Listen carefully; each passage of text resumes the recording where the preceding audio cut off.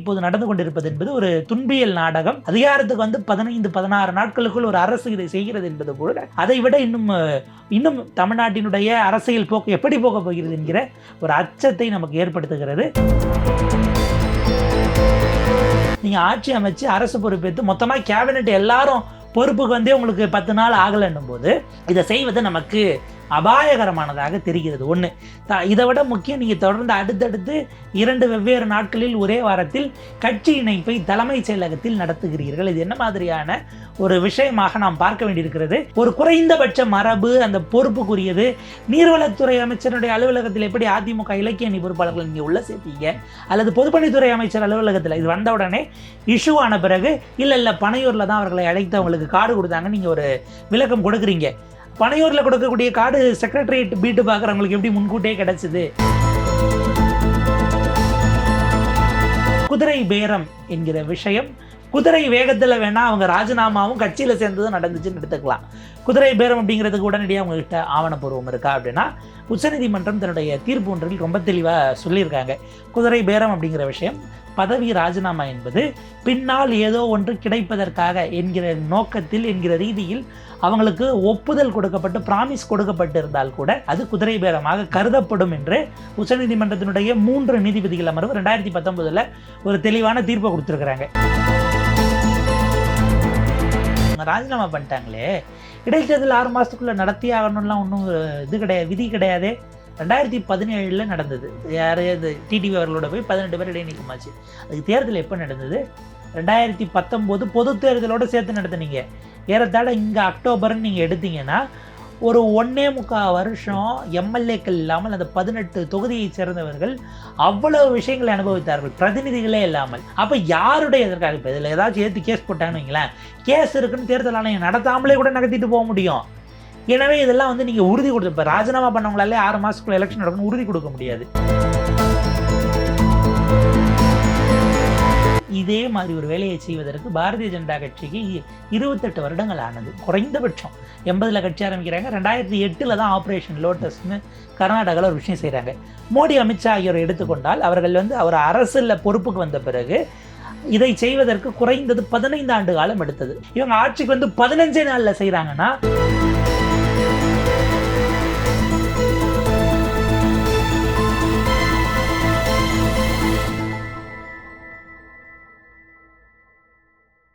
தமிழா pulse பார்வையாளர்களுக்கு வணக்கம். பத்திரிகையாளர் புண்ணியவளவன் நம்முடன் இருக்கிறார், அவருடன் பேசலாம். வணக்கம் சார். தமிழ்நாடு அரசியல் களம் பார்த்திங்கன்னா தேர்தலுக்கு பிறகு ஒவ்வொரு நாளும் ஒரு அதிரடி திருப்பம் அப்படிங்கிற மாதிரி போயிட்டே இருக்குது. கடைசியாக இதுவரைக்கும் நம்ம பார்க்காத ஒரு திருப்பமாக அதிமுகலேருந்து 3 எம்எல்ஏக்கள் ராஜினாமா பண்ணிவிட்டு போய் தவக்கால சேர்ந்திருக்காங்க. அடுத்தது அம்பாசமுத்திரம் எம்எல்ஏ இசக்கி சுப்பையா ராஜினாமா பண்ணியிருக்கார். தலைவரை விஜய விரைவில் பார்ப்பேன், தொகுதி மக்களுக்காக தான் நான் இந்த முடிவு எடுத்திருக்கேன் அப்படின்னு சொல்லிட்டு போகிறார். எப்படி பார்க்குறீங்க? தமிழ்நாடு அரசியல் இதற்கு முன்பாக பல நேரங்களில் இப்படி அணி மாறி சொந்த கட்சியிலேருந்து மனம் ஒப்பாமல் ஆளுகட்சிக்கு போனதெல்லாம் நம்ம பார்த்துருக்கோம். விஜயகாந்த் அவர்களிடமிருந்து ஜெயலலிதா அம்மையார் கடந்த காலத்தில் பறித்தது திரும்ப அதிமுகவுக்கு வருதா? நீங்கள் விதைத்தது தான் நீங்கள் அறுக்கிறீங்கன்னு நம்ம பொதுமைப்படுத்திட முடியுமான்னு ஒரு கேள்வி இருக்குது. அந்த காலகட்டத்தில் நாங்கள் தொகுதி மக்கள் நலனுக்காக நாங்கள் போனோம் அப்படின்வாங்க. இப்போ ராஜினாமாவே நாங்கள் தொகுதி மக்கள் நலனுக்காக பண்ணுறோம் அப்படிங்கிறாங்க. அப்போ நான் எம்எல்ஏவாக தொடர்ந்தால் தொகுதி மக்களுக்கு நல்லது பண்ண முடியாதுன்னு அவங்க சொல்கிறாங்களான்னு ஒரு கேள்வி. இரண்டாவது, மக்களுக்கு எதிர்கட்சியாக இருந்தால் நல்லது பண்ண முடியாதுன்னா எதிர்கட்சி எம்எல்ஏக்களினுடைய தொகுதிக்கு விஜய் எதுவும் செய்ய மாட்டார்னு அவங்க ஒப்புதல் வாக்குமூலம் 15 நாள்லேயே கண்டுபிடிச்சிட்டாங்களா என்கிற கேள்வியும் வருகிறது. இதற்கு ராஜினாமா செய்தவர்கள் தான் பதில் சொல்லணும். நமக்கு என்ன அச்சமாக இருக்குன்னா, திமுக அதிமுக கடந்த காலத்தில் இப்படி எல்லாம் செய்வார்கள். ஏதோ ஒரு காலகட்டத்தில், உதாரணத்துக்கு விஜயகாந்த் அவர்கள் ஜெயலலிதா அவர்களை எதிர்த்து சட்டமன்றத்தில் அவர் பேசியது அந்த ஒரு வைரல் காணொலி இருக்கும். அவர் அந்த நாக்க துருத்தி அந்த காட்சிக்கு பிறகு அதற்கு பிறகு அவங்க ஒரு கட்டம் கட்டி செஞ்சாங்க. அது ஒரு அரசியல் பழி வாங்குதலாகத்தான் அதற்கு பிறகு போச்சு. அதுவும் சரி கிடையாது, அதுவும் தவறு தான். ஆனால் அப்படியான ஒரு சம்பவம் நடந்ததை பார்த்தோம். இங்கே நீங்கள் ஆட்சி அமைச்சு அரசு பொறுப்பேற்று மொத்தமாக கேபினெட் எல்லாரும் பொறுப்புக்கு வந்தே உங்களுக்கு 10 நாள் ஆகலைன்னும் போது இதை செய்வது நமக்கு அபாயகரமானதாக தெரிகிறது. ஒன்று, இதை விட முக்கியம், நீங்கள் தொடர்ந்து அடுத்தடுத்து 2 வெவ்வேறு நாட்களில் ஒரே வாரத்தில் கட்சி இணைப்பை தலைமைச் செயலகத்தில் நடத்துகிறீர்கள். இது என்ன மாதிரியான ஒரு விஷயமாக நாம் பார்க்க வேண்டியிருக்கிறது? ஒரு குறைந்தபட்ச மரபு அந்த பொறுப்புக்குரியது. நீர்வளத்துறை அமைச்சருடைய அலுவலகத்தில் எப்படி அதிமுக இலக்கிய அணி பொறுப்பாளர்கள் நீங்கள் உள்ள சேர்ப்பீங்க, அல்லது பொதுப்பணித்துறை அமைச்சர் அலுவலகத்தில் இது வந்த உடனே இஷ்யூ ஆன பிறகு இல்லை பனையூரில் தான் அவர்களை அழைத்து அவங்களுக்கு கார்டு கொடுத்தாங்க, நீங்கள் ஒரு விளக்கம் கொடுக்குறீங்க. பனையூரில் கொடுக்கக்கூடிய காடு செக்ரட்டரியேட் பீட்டு பார்க்குறவங்களுக்கு எப்படி முன்கூட்டியே கிடைச்சிது என்கிற கேள்வியும் இருக்கிறது.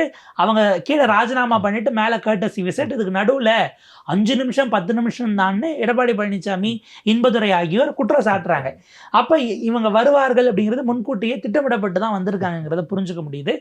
இதில் வந்து குதிரை பேரம் என்கிற விஷயம், குதிரை வேகத்தில் வேணால் அவங்க ராஜினாமாவும் கட்சியில் சேர்ந்ததும் நடந்துச்சுன்னு எடுத்துக்கலாம். குதிரை பேரம் அப்படிங்கிறதுக்கு உடனடியாக அவங்ககிட்ட ஆவணப்பூர்வம் இருக்கா அப்படின்னா, உச்சநீதிமன்றம் தன்னுடைய தீர்ப்பு ஒன்றில் ரொம்ப தெளிவாக சொல்லியிருக்காங்க. குதிரை பேரம் அப்படிங்கிற விஷயம், பதவி ராஜினாமா என்பது பின்னால் ஏதோ ஒன்று கிடைப்பதற்காக என்கிற நோக்கத்தில் என்கிற ரீதியில் அவங்களுக்கு ஒப்புதல் கொடுக்கப்பட்டு ப்ராமிஸ் கொடுக்கப்பட்டு இருந்தால் கூட அது குதிரை பேரமாக கருதப்படும் என்று உச்சநீதிமன்றத்தினுடைய 3 நீதிபதிகள் அமர்வு 2019 ஒரு தெளிவான தீர்ப்பை கொடுத்துருக்குறாங்க. நேற்றைக்கு ஐ திங்க் அவங்க மதுராந்தகம் எம்எல்ஏ நினைக்கிறேன் மரகதம் குமரவேல் அவர்கள் அடுத்து திரும்பவும் மதுராந்தகத்தில் நான் விசில் சின்னத்தில் தாவேக்கால போட்டியிடுவேன் என்று ஒருவேளை அவங்க சொன்ன விஷயம்ங்கிறது காணொலி வருதுன்னா, அப்போ திரும்பவும் உங்களுக்கு இதே வாய்ப்பை நாங்கள் கொடுக்கிறோம் என்கிற ப்ராமிஸ் கொடுக்கப்பட்டா அது உச்சநீதிமன்றம் சொன்ன ஹார்ஸ் ட்ரேடிங் டெஃபினிஷனுக்குள்ள வருமா? ஏன்னா வெறும் பணம் வாங்குறது மட்டும் உங்களுக்கு குதிரை பேரத்துக்குள்ள வந்துடாது. அது பொறுப்பாகவோ இதற்கு பதிலாக குவிட் ப்ரோக்கோல வேற ஏதோ ஒரு விஷயம் செய்து தருவதாகங்கிறதெல்லாம் பிராடு டெஃபினிஷனுக்குள்ள வரும். ஒட்டுமொத்தமாக இப்போது நடந்து கொண்டிருப்பது என்பது ஒரு துன்பியல் நாடகம். அதிகாரத்துக்கு வந்து 15-16 நாட்களுக்குள் ஒரு அரசு இதை செய்கிறது என்பது கூட அதை விட இன்னும் தமிழ்நாட்டினுடைய அரசியல் போக்கு எப்படி போக போகிறது என்கிற ஒரு அச்சத்தை நமக்கு ஏற்படுத்துகிறது. அதிமுக தொண்டர்கள் தான் இந்த மொத்த சீக்வன்ஸில் பரிதாபத்துக்குரிய நிலையில் மனம் வெதும்ப இதை பார்த்து கொண்டிருக்கிறார்கள் அப்படின்னு நான் பார்க்குறேன். இது மற்றவங்க ஏற்கனவே செஞ்சிருக்கிறது தான், திமுகவும் சரி அதிமுகவும் சரி செஞ்சிருக்கிறது தான் அப்படின்னு சொன்னீங்க. இப்போ உதாரணமாக எல்லாரும் இதை பற்றி எழுதும்போது கூட வந்து அமித்ஷாவை ட்வீட் பண்ணிடுவார் போல் இருக்கு, ஆதவ் அர்ஜுனா அப்படின்லாம் சொல்கிறாங்க. ஏன்னா அதை பிஜேபி செஞ்சுக்கிட்டு இருக்கிற பல மாநிலங்களை செஞ்சுட்டு இருக்கிற விஷயம் தான் வந்து. ஆனால் வந்து இப்போ இந்த கட்சிகள் வந்து இதை எப்பப்போ பண்ணாங்க, இவங்க அதை எப்படி பார்க்குறீங்க இந்த கட்சியோட ஒப்பிட்டு? இதே மாதிரி ஒரு வேலையை செய்வதற்கு பாரதிய ஜனதா கட்சிக்கு 28 வருடங்கள் ஆனது. குறைந்தபட்சம் 80 கட்சி ஆரம்பிக்கிறாங்க, 2008 தான் ஆப்ரேஷன் லோட்டஸ்னு கர்நாடகாவில் ஒரு விஷயம் செய்கிறாங்க. மோடி அமித்ஷா ஆகியோரை எடுத்துக்கொண்டால் அவர்கள் வந்து அவர் அரசில் பொறுப்புக்கு வந்த பிறகு இதை செய்வதற்கு குறைந்தது 15 ஆண்டு காலம் எடுத்தது. ரொம்ப பெரிய அளவுக்கான எண்ணிக்கைனா உத்தரகாண்டில் 2016 நடக்குதுன்னு நினைக்கிறேன். அப்போ முன்னாள் காங்கிரஸ் முதலமைச்சர் விஜய் பககுனா ஒரு 9 பேரோட கிளம்பி போய் டெல்லியில் பாஜகலே இணைஞ்சிடுறாரு. இந்த சம்பவம் ஹரீஷ் ராவத் எதிர்த்து, ஏன்னா பாஜகவில் எப்போ அவங்க இப்போ பாஜக சீஃப் மினிஸ்டர் மாற்றுறாங்க, இதுக்கு முன்னாடி காங்கிரஸ் பண்ணோம், எலெக்ஷனில் ஜெயிச்ச பிறகு இவரில் அவர் ஒன்றும் முன்னாள் முதலமைச்சர் கிளம்பி வெளில போய்தவர் இல்லை தனியாக கட்சி ஆரம்பிப்பார். அப்படி பலரையும் நம்ம பார்த்துருக்குறோம். அப்படி போனது அப்படிங்கிறது செய்கிறது கூட 2016 நீங்கள் கட் ஆஃப் வச்சிங்கன்னா 15 ஆண்டுகள் ஆகிருக்கிறது மோடி அமித்ஷா அவர்களுக்கு. இவங்க ஆட்சிக்கு வந்து 15 நாளில் செய்கிறாங்கன்னா தூக்கி சாப்பிடக்கூடிய இடத்துக்கு போகிறாங்க. இதில் அவர்கள் செய்தது ஆட்சி அதிகாரத்தில் அந்த எண்ணிக்கை பெரும்பான்மை கிடைக்காத நேரத்தில் பண்ணாங்க. இவங்க பெரும்பான்மை அடைந்த பிறகும் கூட அதிமுகவை சட்டமன்றத்தில் அவங்க உங்களுக்கு வாக்களித்த பிறகும் ஏன் நீங்கள் இதை செய்கிறீங்கிற கேள்வி வருது. அப்போ இவர்களுடைய நோக்கம் தன்னுடைய அரசுக்கான ஸ்டெபிலிட்டிங்கிறது ஒன்று. இரண்டாவது, இப்போது அமைச்சரவையில் பங்கு கொண்டிருக்காங்க இல்லையா, இவங்களை நம்ம நம்பி இருக்கக்கூடாது என்கிற, அதை விட இவங்களை சார்ந்து நம்ம இல்லை என்கிற நிலையை உருவாக்கி கொள்வதற்கு இதுக்கும் அடுத்த நிலைக்கு போகிறாங்க. இதில் ஆக்சுவலாக அச்சப்பட வேண்டியது ஒன்றும் இல்லை. இன்னைக்கு அதிமுகவுக்கு நடப்பது நாளை காங்கிரஸுக்கோ விசிகாவுக்கோ அல்லது ஐயுஎம்எல்லுக்கோ நடக்காதுன்னு அவர்களால் எண்ணி பார்க்க முடியுமான்னு ஒரு கேள்வி இருக்குது. அது இங்கே இருக்கக்கூடிய எம்எல்ஏக்களுக்கு பதில் அங்கே இருக்கக்கூடிய எம்எல்ஏக்கள் அவ்வளோதானே. ஒன்று நேரடியாக இருக்கக்கூடிய சட்டமன்ற உறுப்பினர்களே உங்கள் கட்டுப்பாட்டில் இல்லாமல் போவதற்கும் வாய்ப்பு இருக்குது. இதில் நம்ம தனிநபர்கள் சார்ந்ததை பேசலை. ஒரு அமைப்பாக இயங்கும்போது அந்த எல்லைக்கும் நிச்சயமாக போவார்கள்ங்கிற இடம் வருது. இப்போ உங்கள் லகானை நம்பி நாங்கள் இல்லை, எங்களுடைய லகான் உங்கள் கையில் இல்லை, நீங்கள் அதை வச்சு ஏதாவது கொள்கை ரீதியில் இதை செய்யுங்க அதை செய்யலாம் கேட்க முடியாது. இப்போ ஒன்றும் இல்லை, ராஜினாமா பண்ணுறாங்க, இது யாருக்கு லாபம்? 2 ஒன்று, இப்போ ராஜினாமா பண்ணுற எம்எல்ஏக்களுக்கு லாபம். ஏன்னா எப்போது வேண்டுமானாலும் அவர்கள் பதவியை பறிக்கிற முடிவை சபாநாயகர் எடுக்கலாம். ஒருவேளை எடுத்துட்டா திரும்ப தேர்தலுக்கு போகணும். தேர்தலுக்கு போகும்போது அது ரெட்டை இலை கிடைக்குமா, எடப்பாடி பழனிசாமி கொடுப்பாரா, இல்லை இந்த கேப்பில் கொஞ்சம் தாமதமாக இருந்து தாவேக்கா ஏற்கனவே நின்று தோத்துருப்பாங்கல்ல, அவங்கள வேட்பாளர்னு அறிவிச்சிருச்சுன்னா அங்கேயும் இடம் கிடைக்காம போயிடுமே. இந்த சிக்கலெல்லாம் இருக்கிறதுனால நம்ம முதலே ராஜினாமா பண்ணிட்டா இந்த தகுதி நீக்கம் தலைக்கு மேலே இருக்க கத்தி தப்பிச்சிருவோம்னு ஒரு பார்வை. இதை விட அதிக லாபம் யாருக்கு? எண்ணிக்கை சட்டமன்றத்தில் இப்போ குறையுது, 4 குறைஞ்சிருக்கு. விஜய் அவர்களோட சேர்த்து அவர் ராஜினாமா பண்ண திருச்சி கிழக்கு எடுத்து 5. இது போக மீதி இருக்கக்கூடிய இந்த எடப்பாடி பழனிசாமி அவர்கள் கொடுத்துருக்கிறது 25 பேருக்கு. ஸோ மீதி இருக்கக்கூடிய 21 சேர்த்து நீங்கள் கழிச்சிட்டிங்கன்னா மொத்தமாக எவ்வளோ? 208 வரைக்கும் காலியாகும். 208 உங்களுக்கு தனிப்பெரும்பான்மை 105, இப்பவே தாவேக்காக 105 இருக்கு. இந்த 25 தொகுதிகளுக்கு மறுதேர்தல் நடந்தா உங்களுக்கு வெறும் 11 சீட்டு ஜெயிச்சாலே தாவேக்கா மட்டுமே விசில்ல மட்டுமே தனிப்பெரும்பான்மை வந்துவிட போகிறது. எனவே ஒரு தனிப்பெரும்பான்மை ஆட்சி அமைவதற்காகவே இதில் ராஜினாமா செய்வதை ஏன் இவ்வளோ வேகமாக ஏற்கிறீங்கன்னு முன்னாள் சபாநாயகர் அப்பா அவர்கள் ஒரு கேள்வி எழுப்புறாரு. இன்பதுரை அவர்கள் இன்னைக்கு அவரும் மற்ற அதிமுகவுடைய துணைத் தலைவர், சட்டமன்ற குழு துணைத் தலைவர் OS மணியனும் குரடா அக்ரி கிருஷ்ணமூர்த்தி, ஐ திங்க் தலவாய் சுந்தரம் அவர்கள் போன்றவங்கலாம் போயிட்டு சபாநாயகரை சந்திச்சு நீங்கள் அதை அவங்க ராஜினாமாவை ஏற்றது தவறு, டிஸ்குவாலிஃபிகேஷன் உங்ககிட்ட பெண்டிங்கில் இருக்கும்போது அதில் முடிவெடுக்காமல் நீங்கள் இதை எப்படி செஞ்சுருக்க முடியும்னு ஒரு கேள்வி எழுப்புறாங்க. அவங்க மேலே தாவா பெண்டிங் இருக்கும்போது இது ஆக்சுவலாக சட்ட ரீதியில் இதை எடுத்துக்கிட்டு மேலே கொண்டு போனால் உச்சநீதிமன்றம் வரை போவதற்கும் அதில் எடப்பாடி பழனிசாமி அவர்கள் அவர் தரப்பில் ஒரு ரிலீஃப் கிடைப்புக்கு கூட வாய்ப்பு இருக்குது. ரொம்ப கான்ஷியஸான இடத்த தொடர்றாங்க. அப்போ அந்த இடத்துல சபாநாயகர் ஏன் செய்தார் என்கிற கேள்வி இதற்கு பிறகு பூதாகாரமாக்கப்படுமாங்கிறது ஒன்று. ரெண்டாவது, அதிமுகவினுடைய டெசிமேஷன் நடக்கும்போது, அதிமுக இன்றைக்கு கரைகிற இடத்துக்கு வரும்போது திமுக தாவேக்கா தான். நாளைக்கு இவங்க ஒருவேளை உயிர் பெற்று வந்து இன்னொரு பக்கம் சிக்கலா சட்டமன்றத்துக்கு வராமல் போவதற்கான வாய்ப்பையும் உறுதிப்படுத்துகிறார்கள். அதிமுக மேல சோர்வடைஞ்சா அந்த தொண்டர்கள், அந்த 2ஆம் கட்ட தலைவர்கள் திமுக எதிர்ப்பு என்கிற காரணத்தில் நேரம் தாவேக்காக தான் வருவாங்கன்னு கட்சியை பலப்படுத்துவதாகவும் ஆனது, ஆட்சியை பலப்படுத்துவதாகவும் ஆனது, எதிரில் இருந்த ஒரு கட்சியை கரைத்ததாகவும் ஆனது ஒரே கல்லில் 3 மாங்காவை தாவேக்கா அடிக்குது. அப்ப மிக நிச்சயமாக வியூகத்தில், ஏன்னா அமித்ஷா அவர்கள் இத்தனை ஆண்டுகள் செய்து அவர் இந்தியா முழுக்க பாஜகவை கொண்டு வருது, அவர் தலைவராக இருந்த காலத்தில் பல்வேறு மாநிலங்களில் பிடிச்சது, குறிப்பாக உத்தரப்பிரதேசத்தில் யோகியினுடைய அந்த முதல் ரெஜிம் வரக்கூடிய காலகட்டத்தில் அவருடைய பங்குங்கிறதெல்லாம் ரொம்ப பெரிதாக இருந்தது. அதெல்லாம் நம்ம மறுக்கிறதுக்கு இல்லை. அப்படி ஒரு வியூக விற்பனராக இருந்தால் தாவேக்காவுக்கு இந்த இடத்துல அதவர்ஜுனாவோ அல்லது திரு ஜான் ஆரோக்கியசாமியோ இல்லை மற்ற டீமில் இருக்கக்கூடியவர்களோ மெட்டிகுலஸாக அதையும் தாண்டி ஒர்க் பண்ணியிருக்கிறாங்க. ஆனால் இது ஜனநாயகத்துக்கு நல்லதா, தமிழ்நாட்டு அரசியலுடைய போக்குக்கு நல்லதானா, அதற்கு கேள்வி, அதற்கான பதில் வேறாக இருக்கும் அப்படிங்கிறது தான். 4 வருடம் நிற்காது இன்னும் பலர் வர வாய்ப்பு இருக்குது அப்படின்னு நீங்கள் சொன்னீங்க. ஸோ இது ஒரு இடைத்தேர்தலுங்கிறது நம்ம ரொம்ப 1-2 பார்த்துருக்கோம். இது கிட்டத்தட்ட பொது தேர்தலுக்கு இணையான ஒரு இடைத்தேர்தலை நம்ம சந்திக்க போகிறோம் நினைக்கிறேன். ஒரு மினி பொது தேர்தலாகவே நம்ம அதை எடுத்துக்கலாம். ஏறத்தாழ நம்ம 2019 பார்த்தோம் இல்லையா. ஆனால் இப்போ இதில் ஒரு சிக்கல், இவங்கெல்லாம் சொல்கிறாங்களே எங்கள் தொகுதி மக்களுடைய நலனுக்காகன்னு. நீங்கள் எலெக்ஷனில் ஜெயிச்சு 4ஆம் தேதி ரிசல்ட் வந்தது, 5ஆம் தேதியே 4ஆம் தேதி இரவே கிளம்பி உங்களெல்லாம் எங்கள் சென்னை வர சொல்லிட்டாங்க. தொகுதி மக்களுக்கு நன்றி சொல்ல வாட்சி இந்த 15 நாள் நீங்கள் தொகுதிக்கு போனீங்களா? தொகுதி மக்களை ஜெயிச்ச பிறகு அவங்க உங்களை பார்த்தாங்களா? இந்த ரெசார்ட்டில் இருந்தீங்க, அப்புறம் அந்த ரெசார்ட்டில் இங்கே மாற்றினாங்க, இவர் வீட்டில் இருந்தீங்க, அப்புறம் அந்த அணிக்கு போனீங்க, இப்படியே தான் சுற்றிக்கிட்டு இருந்தீங்க. அந்த தொகுதி மக்களை நீங்கள் பார்க்க கூட போகாமல் ராஜினாமா பண்ணீங்கன்னா அந்த தொகுதி மக்களுக்கு நீங்கள் செய்கிற நன்றி இதுதானான்னு ஒரு கேள்வி வரும். 1. 2வது, 3 பேருக்கு சராசரியான வாக்குகளை வைத்தால் கூட ஒரு 1.25 லட்சத்துலேருந்து 2.25 லட்சம் பேர் ஓட்டு போட்டிருப்பாங்க.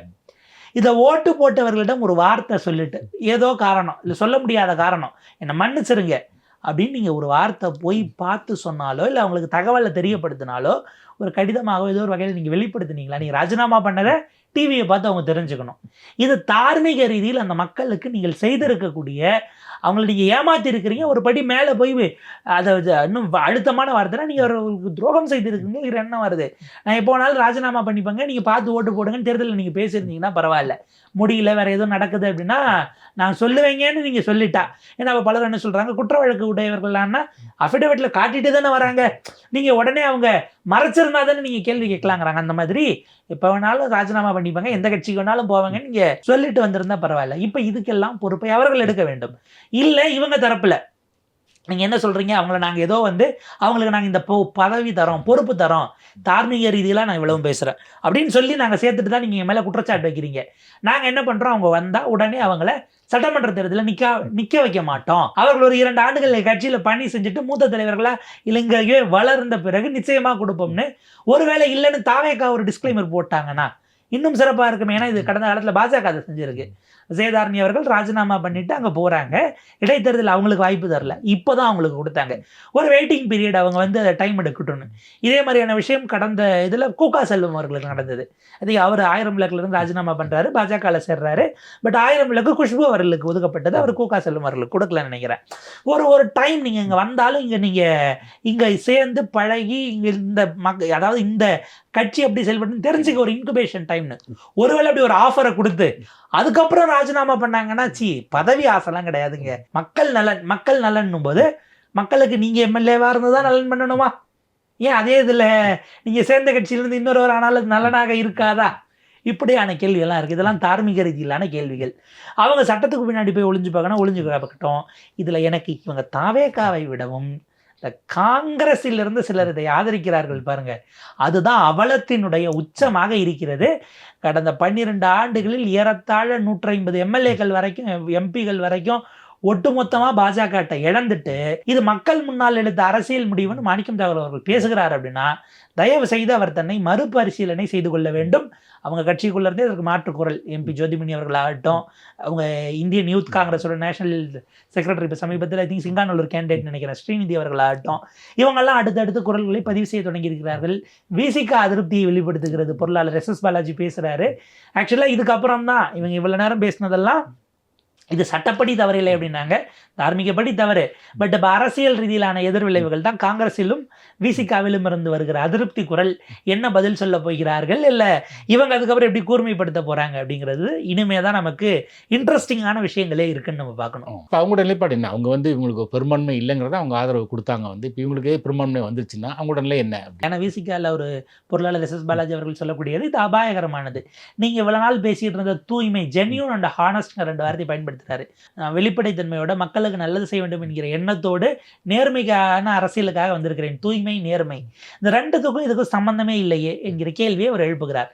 இவ்வளவு கான்சியஸாக பேசுகிறாங்களே, தாவேகா தரப்பில் எங்கேயாவது யாராச்சும் ஆதவர்ஜன் அவர்கள் சொல்லும்போது இவங்க மேலே வழக்குகள் இல்லை அப்படின்னு ஒரு விஷயத்தை பதிவு பண்ணுறாங்க. இவர்கள் யாரும் நேற்று சேர்ந்த 3 பேரும் சரி, இவங்க யாரும் அமைச்சர்களாக இருந்ததில்லை. இன்றைக்கு சேர்ந்த இசக்கி சுப்பையா அவர்கள் ஒரு 48 நாட்கள் அவர் அமைச்சராக இருந்திருக்கார். அம்மையார் காலத்தில் 48 நாள் ஒரு மண்டலங்கிறதெல்லாம் ரொம்ப பெரிய காலகட்டம். அவங்களே சொல்லுவாங்க, அம்மா நினச்சா மந்திரி இல்லைனா எந்திரின்னு எப்போ வேணாலும் எடுத்துருவாங்கன்னு. ஸோ அவருடைய இது அந்த ஒரு ரொம்ப ஷார்ட் டென்யூர் தான் அந்த ஸ்பேனு.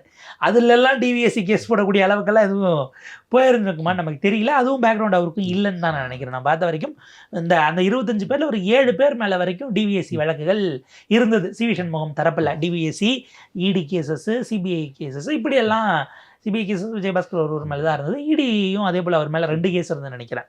ஸோ இவ்வளோ தான். இதை தாண்டி மீது எல்லாருமே கூட இவங்க இந்த காரணத்தை சொல்லி சேர்த்துக்கலாம். ஆனால் ஆதவர்ஜன் அவர்கள் மினிஸ்டர் ஒரு வார்த்தை கேட்குறாரு, ஓபிஎஸ்ஸை கொண்டு போய் திமுக சேர்த்துது, அது குதிரை பேரம் இல்லையான்னு கேட்குறாரு. அப்போ அதே மாதிரி நாங்களும் குதிரை பேரம் பண்ணுறோம், நீங்கள் கொடுக்குறது ஒப்புதல் வாக்கு மூலமானு நமக்கு கேள்வி வருது. அதுதானே இப்போ விஷயமா இருக்கும். அவங்க ஆட்சியினுடைய கடைசி காலத்தில் சேர்த்ததுக்கும் நீங்கள் ஆட்சி தொடங்குவதற்கு முன்பாக இப்போ ஒன்றும் இல்லை, சிம்பிள். இவர்கள் உங்களுக்கு சட்டமன்றத்தில் வாக்களித்து இருக்கிறார்கள்.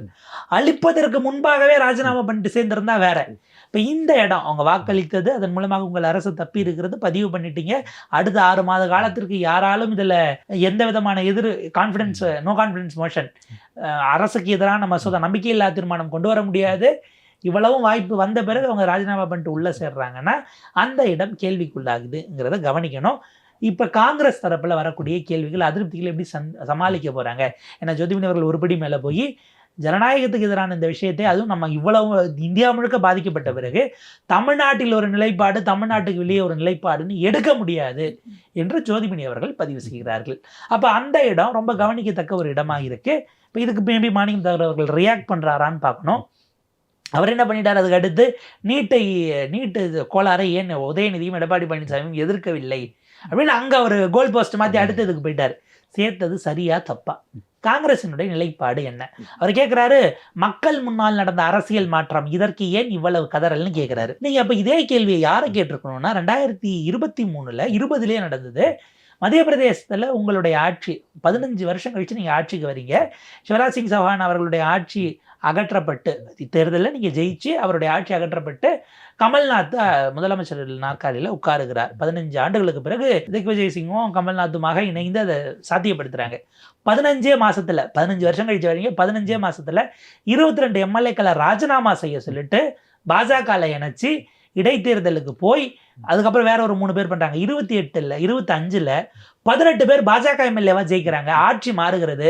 ஜோதிராதித்ய சிந்தியா மத்திய அமைச்சராகிறார். மற்றவங்கெல்லாம் உள்ள தூக்கி கேபினெட்டில் போட்டு மீண்டும் சிவராஜ் சிங் சௌஹான் முதலமைச்சராக அங்கே உட்கார்றாரு. 4வது முறையாக முதலமைச்சராக உட்கார்றாரு. இதை ராகுல் காந்தி அவர்கள் பேசும்போது இவர்கள் மிகப்பெரிய அளவுக்கு மக்களுடைய தீர்ப்பை, எம்எல்ஏக்களை விலைக்கு வாங்கி, ஏங்க ராஜினாமா பண்ணிட்டு போனால் அது மக்கள் முன் நடந்த அரசியல் மாற்றம்னு மாணிக்கம் தாகூர் அவர்கள் ராகுல் காந்திட்டு எடுத்து சொல்லியிருக்கலாமே, ஜி நீங்க ஏன் அவங்கள திட்டுறீங்க, ராஜினாமா பண்ணிட்டு தானே போனாங்க, பணம் கொடுத்தோ இல்லை வேற ஏதாவது அப்படியே வாங்கினா தானே அது வந்து குதிரை பேரம், நீங்க இப்படி சொல்லாதீங்க ஜின்னு இந்தியாவினுடைய நம்முடைய மக்களவை எதிர்க்கட்சி தலைவர், நீங்க மக்களவைக்கு கொறடா நம்பர் 3ல வருவீங்க, எதிர்க்கட்சி தலைவர் எதிர்க்கட்சி துணைத் தலைவர் கொறடானா நீங்க நம்பர் 3 அவர் நம்பர் 1, அவர்கிட்ட அப்படியே கம்யூனிகேட் பண்ணியிருக்கலாமே, நீங்க அன்னைக்கு பேசி இருந்திருக்கணுமே. அதற்கு பிறகு 2023 தேர்தலில் அவர் அதையே சொல்றாரு, அரசை திருடி விட்டார்கள் குற்றச்சாட்டை வைக்கிறாரு. அப்ப இப்ப அவங்களே இன்னொரு சார்ஜ் வைக்கிறாங்க, இல்ல இல்ல நம்பர் 1 கட்சியாக காங்கிரஸ் தானே வந்ததுன்னு. ஆக மொத்தம் ராஜினாமா பண்ணிட்டு போனதுங்கிறது, ராஜினாமா பண்ணால் அது விலைக்கு வாங்கியது இல்லைன்னு நீங்கள் இன்றைக்கி ஒரு ஸ்டாண்ட் எடுக்கிறீங்களே, இது ஏன் அதுக்கு பொருந்தாதுங்கிறதான் கேள்வி. மக்கள் 2வது பெரிய கட்சியாக கொடுத்தவங்களுக்கு தான் ஆளணும்னு அவங்க நினச்சிருந்தாங்கன்னா விட்டுருக்க வேண்டியதுதானே, ஏன் நீங்கள் அதை விமர்சிச்சிங்க? இதே விஷயம் கோவாவில் நடக்குது, குஜராத்தில் நடக்குது. ராஜ்யசபா எலெக்ஷனில் இவங்களுக்கு எம்பி கிடைக்காம பண்ணணும்னு ஒரு 5 பேரை ராஜினாமா பண்ண வச்சுட்டு கிராஸ் ஓட்டிங் பண்ணி இருக்கிற மற்றவங்களை எங்களுக்கு ஓட்டு போடுங்கன்னு ஓட்டு போட வச்சு குஜராத்தில் அவ்வளோ பெரிய பெருமளவுக்கான ஜனநாயக அற்புதங்கள் எல்லாம் நிகழ்த்தினாங்க பாஜக. அன்னைக்கு நீங்கள் ஏன் கொந்தளிச்சிங்க? அப்போ ஒரு நிலைப்பாட்டுக்கு நீங்கள் வாங்க, தெளிவுபடுத்துங்க. இப்போ என்னன்னா விசிகாவும் சரி, இப்போ காங்கிரஸ்குள்ளே பதறக்கூடியவர்களும் இது நிகழ்வது என்பது நாளை நம்முடைய முக்கியத்துவம் என்பது குறைக்கப்படும், அந்த இடம் வர்றதை உணர்ந்ததுனால தான் இந்த எதிர் வினைகள் இது தவறானது என்கிற குரலை கொடுக்கிறார்கள். ஆனால் அதை கேட்கக்கூடிய எதிலத்திலோ நமக்கு மட்டும் பதில் சொல்லாமல் தாவேக்கா, நீங்கள் செய்தி இன்னமும் தகவலாக தான் கசிய விடுறாங்க இல்லையா, அவங்களுடைய கூட்டணி கட்சிக்குமே அவங்க செய்தி சொல்லாமல் தான் இருக்கிறார்கள், நேரடியான தகவலை சொல்லாமல் தான் இருக்கிறார்கள், பதில் சொல்லாமல் தான் இருக்கிறார்கள். இந்த கூட்டணி ரொம்ப ஒரு டெலிகேட்டான இடத்தை நோக்கி இன்று இல்லாவிட்டாலும் அதனுடைய பயணம் அப்படி தான் இருக்க போகுதுங்கிறது நம்மளால் புரிந்து கொள்ள முடிகிறது. இதை காரணம் காட்டி நீங்கள் பெரிய அளவுக்கெல்லாம் மாரல் கிரவுண்ட் எடுத்து அமைச்சரை விட்டெல்லாம் வெளியில் வருவாங்கன்னு நான் நினைக்கல. இது ஏதாவது ஒரு வகையில் சமாளிக்க முடியுமா என்று அவர்கள் பார்ப்பார்கள். அது எல்லை மீறுகிற பட்சத்தில் பிறகு பார்த்துக்கலாம் என்று தள்ளி போடுவார்களே தவிர இதில் ஒரு நிலைப்பாடு முடிவெல்லாம் எடுக்க மாட்டார்கள். நாங்கள் ஆட்சியில் தொடர்கிறோம், இந்த விஷயத்தை கண்டிக்கிறோம், மாறுபட்ட கருத்தை வைத்துக்கொண்டே கூட்டணி ஆட்சி தொடர்கிறது என்பதை தான் அவங்க நகருவாங்க. இதை கடுமையாக கண்டிக்கிற அளவுக்குலாம் அங்கே அவங்களுக்கு ஸ்டேக்ஸ் இல்லைங்கிறது தான் யதார்த்தமாக இருக்குது. இது இவங்க நிலைப்பாடாக இருந்தால் இப்போ தவாய்க்கோட்டை நிலைப்பாடு என்ன இருக்கும்? இப்போ எதிர்காலத்தில் வந்து இந்த கூட்டணி ஆட்சி அப்படிங்கிறது நீடிக்கும்னு நினைக்கிறீங்களா, இல்லை திரும்ப அவங்க ஒரு கட்சி ஆட்சிக்கு வந்துருவாங்க? இல்லை, அது என்னன்னா தாவேக்கா அவங்கள அனுப்ப மாட்டாங்க, அவங்களுடைய கிரெடிபிலிட்டி அடி வாங்கிறோம். இப்போ நம்ம சொல்கிறோம், அவர் விக்கிரவாண்டி முதல் மாநாட்டிலேயே அவர் சொன்னார், நம்மளை நம்பியும் சில பேர் வருவாங்க இல்லையா, அவங்களுக்கும் நம்ம ஆட்சியில் பங்கு கொடுக்கணும் இல்லையான்னு சொன்னார். ஒருவேளை இந்த தேர்தலில் தாவேக்காவுக்கே 140 வந்திருந்தால் அதற்கு பிறகு இவங்க போய் ஆதரவு அறிவித்திருந்தால் கொடுத்துருப்பாங்களா நமக்கு தெரியாது. பட் இன்னைய தேதிக்கு சொன்னதை செஞ்சுட்டாருங்கிறது அவருக்கான கிரெடிபிலிட்டி தான். அது நம்ம அவர் சொன்னதை செஞ்சிருக்காரு, நிர்பந்தம் வந்ததுனால செஞ்சாரா இல்லையாங்கிறது தனி விவாதம். இதை விட சிக்கல் அடுத்த தேர்தல்களுக்கெல்லாம் திமுக அதிமுகவும் தேர்தலுக்கு முன்பாகவே கூட்டணின்னு ஒத்துக்கணுங்கிற நிலையையும் அவர் உருவாக்கி இருக்கிறார். இது ஒன்று. என்ன சிக்கல் வரும்னா, நாங்களாம் அனுப்பியதாக இருக்கக்கூடாது. ஏறத்தாழ இப்போ விசிக திமுக இன்னைக்கெல்லாம் வந்து பெரம்பலூரில் மோதல் ஆயிடுச்சு, மிகப்பெரிய அளவுக்கு கற்களை வீசியெல்லாம் தாக்கியிருக்கிறாங்க. ரொம்ப அபாயகரமான ஒரு சூழல், வன்முறை எந்த வகையிலும் தீர்வல்ல, யார் செஞ்சிருந்தாலும் தவறானது, உரிய வகையில் சட்ட நடவடிக்கை எடுக்கணும், நமக்கு அதில் மாற்றுக்கருத்து இல்லை. ஆனால் அவங்களுக்குள்ள நாங்கள் எந்த கூட்டணியும் இல்லைன்னு திடீர்னு திரும்ப சொன்னார் பாருங்க. ஏங்க ஒரு இடத்துல நீங்கள் அமைச்சரவையிலே சேர்ந்துட்டீங்க, ஆனால் எந்த கூட்டணியிலும் இல்லை, தாவேக்கா கூட்டணியிலும் இல்லைன்னா யார் வெளியில் போனதை முதல்ல அறிவிக்கிறது அப்படிங்கிறத பார்க்குறாங்க. அப்படி சொன்னாதான் அவங்கள அனுப்பிட்டாங்க, நாங்கள் இருக்கணும்னு தான் நினச்சோன்னு தன்னுடைய பொறுப்பை தட்டி கழிப்பதற்கான வேலையாகத்தான் நம்ம அதை பார்க்க வேண்டியிருக்கு. ஸோ அந்த மாதிரி நாளை ஒருவேளை இது அது அடுத்த கட்டமாக போய் இது முற்றுகிறது என்று வந்தால் அந்த சூழலில் நாங்களாம் அனுப்புனதா இருக்கக்கூடாது. நாங்கள் முடிஞ்ச வரைக்கும் உள்ள வச்சு அகாமடேட் பண்ண தான் பார்த்தோம், அவங்களா தான் கோச்சிட்டு வெளியில் போனாங்க. எங்களுக்கு அந்த மாதிரியான தேவை எண்ணம் எங்களுக்கு இல்லை, நாங்கள் வந்து பரந்துபட்ட எண்ணத்தோடு தான் எல்லாரையும் அரவணைக்க தான் பார்த்தோங்கிற கிளைம் இவங்க எடுப்பாங்க. இதற்கு பிறகு ஒருவேளை ஏதாவது சிக்கல்கள் ஆனாலும் கூட மீண்டும் இந்த அமைச்சரவைக்கான அந்த வாய்ப்பு, அந்த அதிகார பகிர்வு என்பதை திமுக அதிமுக இப்போவும் கொடுப்பாங்க அடுத்த எலெக்ஷனில் இவங்க நம்பலை. இவங்களுக்கு இந்த நெருக்கடியும் இருக்குது. இன்னொன்று, 5 ஆண்டுகள் நீங்கள் போன 5 ஆண்டு ஆளுங்கட்சியோட கூட்டணியில் இருந்தாலும் அதிகாரத்தில் இல்லை, உங்கள் கட்சியினுடைய வாக்கு வங்கி பெருமளவுக்கு இப்போ சரிந்து இருக்கிறது. எனவே கூட்டணியில் இருக்கக்கூடிய கட்சிகள் அதிகாரத்தில் இருந்தால் வளர்ப்பதற்கு வாய்ப்பு இருக்குது. இப்போ அடுத்தது உள்ளாட்சி தேர்தலில் வந்தால் ஒரு 2 மேயர் பதவியோ இல்லை துணை மேயர் பதவி இல்லை பேரூராட்சி இதெல்லாம் கொடுத்தாங்கன்னா நம்ம கட்சி அங்கங்கே வளர்க்க முடியுங்கிறதுனால அதையும் கருத்தில் கொண்டு பெரிய அளவுக்கு அதிருப்தியை ஒரு ஸ்டேட்மெண்ட் மாதிரி காட்டுவாங்களே தவிர தொடர்ந்து அதை விவாதமாக வச்சுக்க மாட்டாங்க. ஏன்னா அது கட்சி, இப்போ நீங்கள் இதையும் விட்டுட்டு வெளியில் வந்தீங்கன்னா உங்கள் வாக்கு வங்கி அடுத்த 5 ஆண்டுகள் எப்படி உங்களோட தக்க வைப்பீர்கள்? அரசுக்கு எதிரான போராட்டம் அவ்வளோ ஈஸியாக நடத்திட முடியுமாங்கிறது இருக்குது. அரசு எப்படி செயல்படும் நமக்கு தெரியாது, எப்படி ரியாக்ட் பண்ணுவாங்கன்னு தெரியாது. இங்க இருந்து 4 பேர் இப்ப எம்எல்ஏக்கள் ராஜினாமா பண்ணிட்டு போற மாதிரி உங்க கட்சியில அடுத்தடுத்த தலைவர்கள் போக மாட்டாங்கன்னு நீங்க சொல்ல முடியுமா? இந்த சிக்கல் எல்லாம் இருக்கிறதுனால பெரும்பாலும் அவர்கள் இப்போதைக்கு வெளியேறுவது என்பது குறித்தெல்லாம் யோசிக்க மாட்டார்கள். இப்போதைக்கு ஒரு பெரிய காரணமும் உங்களுக்கு கிடைக்கல. அப்படி ஒரு காரணம் வந்தாலும் வெளியேறுவார்களாங்கிறத காலமும் நேரமும் அவர்களுடைய அரசியல் பார்வைகளும் தான் முடிவு பண்ணணும்னு நம்ம பார்க்கலாம். ஒருத்தராக கட்சி ராஜினாமா பண்ணிட்டு கட்சிக்கு போகிறாங்க, திரும்ப நிறைய இடைத்தேர்தல் வருதுன்னா இதில் ஒரு பெரிய செலவு இருக்குது வந்து. ஸோ அவங்க அந்த பணத்தை திரும்ப சம்பாதிக்கணும் அப்படிங்கிறதுக்காக தான் அவங்க கட்சி மாறுறாங்க. ஆனால் மக்களை பொறுத்த வரைக்கும் இது ஒரு மக்களோட பணம் வேஸ்ட் ஆகுது அப்படின்னு பார்க்குறாங்க. இப்போ விஜயை பற்றி இப்போ சோஷியல் மீடியாலெலாம் தூய சக்தின்னு சொன்னீங்களே சிஎம் சார், இதான் நீங்கள் சொன்ன தூய சக்தி அப்படின்னு ஒரு கேள்வி எழுப்புறாங்க. அதை எப்படி பார்க்குறீங்க? இது திணிக்கப்படுகிற தேர்தல், வரக்கூடிய தேர்தல். அதாவது யாரோ எங்கேயோ அதிகாரத்தை அனுபவிக்க வேண்டும் என்பதற்காக இந்த தேர்தலை திணித்திருக்கிறார்கள்னு ஒரு குற்றச்சாட்டு வச்சா அதில் உண்மைத்தன்மை இருக்குன்னு நான் பார்க்குறேன்.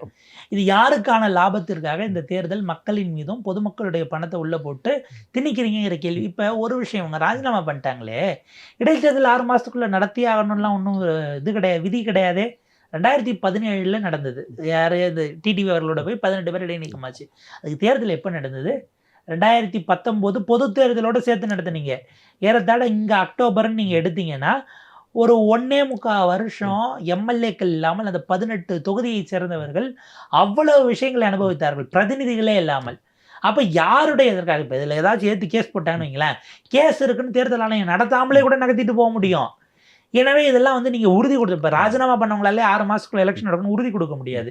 அதுக்கு தான் பாலபாரதி அவர்கள், கம்யூனிஸ்ட் கட்சியினுடைய மூத்த தலைவர் பாலபாரதி அவர்கள் அவங்க ஒரு பதிவிட்டு இருந்தாங்க, இவங்க பதவியாக இருக்கும்போது உளமாற கடவுளறியெல்லாம் எடுக்கிறாங்களே, ராஜினாமா பண்ணும்போது ஏதாவது அப்படி உறுதிமொழி கொடுக்குறாங்களா? இவங்க யாரும் சொல்லி பண்ணலை, அவங்களா தான் பண்ணுறது உறுதிமொழி கொடுக்குறாங்களான்னு ஒரு கேள்வி கேட்டிருந்தாங்க. அந்த இடத்தை நோக்கி இது நகருது. இது முழுக்க முழுக்க மக்களை நீங்கள் ரொம்ப அவங்கள வந்து குறைத்து மதிப்பீடுகள் என்பதை தாண்டி டேக்கன் ஃபார் கிராண்டடாக நீங்கள் எடுத்துக்கிறீங்களா? நாங்கள் என்ன பண்ணாலும் நீங்கள் அதை ஏற்றுக்கிட்டு தான் ஆகணும் என்கிற இடத்திற்கு அவர்களை நெருக்கி தள்ளுகிறீர்களாங்கிற கேள்வி. நான் திரும்பவும் சொல்கிறேன், இவ்வளவு நடந்ததுனாலேயே மக்கள் இவர்களுக்கு வாக்களிக்க மாட்டாங்க, புறக்கணிப்பாங்கலாம் நான் பேச முடியாது. மக்கள் இதற்கு திரும்பவும் எலெக்ஷன் வச்சா இவங்களே கூட ஜெயிக்க வைக்கலாம். அந்த மதிப்பீடுகள் வேற. ஏன்னா அவங்க என்ன பல்வேறு விதமான பார்வைகள் இருக்கும். இன்னும் சரி இன்னொரு வாட்டி இப்படி பார்த்துக்கலான்னு அந்த இடத்துல கேள்வி எழுப்பக்கூடிய இடத்துல அவங்க இருக்கிறாங்களா? உண்மையான அதிகாரம் அதை நோக்கி போகிறதா? இல்லை எம்எல்ஏவே இல்லாமல் நம்ம எவ்வளோ நாள் சிக்கல் பெறுறது, ஒருத்தவங்க வந்தால் செய்யட்டும் பார்ப்போம் கூட அவங்க போகலாம். அதே ஆளுக்கு தான் இல்லை, அதே சின்னத்துக்கு தான் போடுறோன்னு போன முறை விசிலுக்கு போட்டவங்க திரும்ப அதே விசிலுக்கு போடலாம். அதிமுகவில் இவங்களுக்கு போட்டவங்களே கூட சரி இதுக்கு முன்னாடி இருந்து நல்லா தானே பண்ணாங்க, மறுபடியும் அவங்களுக்கே போடணும்னு கூட அது ஒன்றா கூட சேரலாம். ஆனால் அது இதை நியாயப்படுத்தி விடாது. அப்போ அதிகாரத்தில் இருக்கிறவர்கள் உங்கள் அரசை ஸ்திரப்படுத்தி கொள்ள வேண்டும் என்பதற்காக இந்த தேர்தலை திணிக்கிறீர்களாங்கிற கேள்வி வருது. இதற்கு யார் பொறுப்பேற்பா? ஒன்று, ஐ திங்க் அவர் சீமானவர்கள் சில நேரத்தில் இந்த மாதிரியான விஷயங்களை சொல்லுவார். ராஜினாமா பண்ணுறாங்கன்னா தேர்தலுக்கான செலவை ராஜினாமா பண்ணவங்ககிட்ட வாங்க, அவங்க நிற்கக்கூடாதுனாச்சும் கேளும்பாரு. அந்த மாதிரி ஏதாவது ஒன்று வைக்கலாமான்னு இப்போ எனக்கு தோணுது.